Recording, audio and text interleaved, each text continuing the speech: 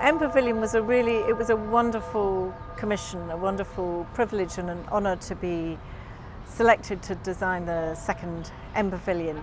And for me, what was so important was to try and root this pavilion in place. And it wasn't that difficult because the place is so wonderful. The context that we're in, the incredible lushness of Victoria Park Gardens, and the setting and its significance in the city as a location right next to the National Gallery and with the city of Melbourne behind. The tree canopy is a natural place for people to gather. It's a natural place for people to sit in when they want shade. It's a natural place to retreat to when it rains. It's a natural place to have a picnic and to have an assignation. So how then could we create the feeling, the experience, the sensation of a tree canopy, but in a completely abstract way with man-made materials? And so that was the challenge that we set ourselves.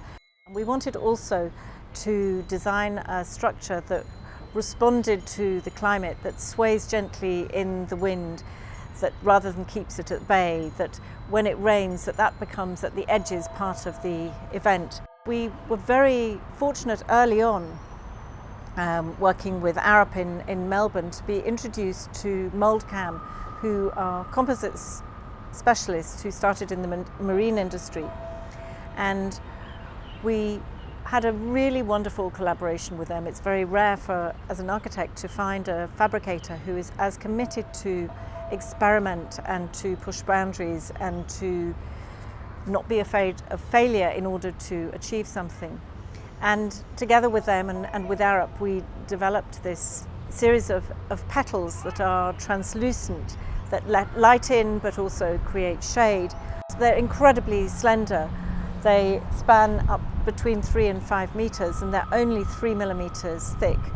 And in order to achieve that strength and that kind of delicacy of the material, we wanted it to be translucent, but it needed then to be reinforced with carbon fibre. So we developed a pattern of carbon fibre strands that are sandwiched between 2 sheets of translucent resin. And then, of course, the petals have a rib, a carbon fibre rib, which allows them to overlap and interlock with the carbon fibre columns. The columns themselves are very slender, and they are between 4 and 5 meters high. And inside the columns are all the electrics for the LED lights, and the speakers which turn the petals into amplifiers for ambient noise are concealed within these columns. And it's the slenderness of these columns and the engineering that allows the structure to move very gently in the wind.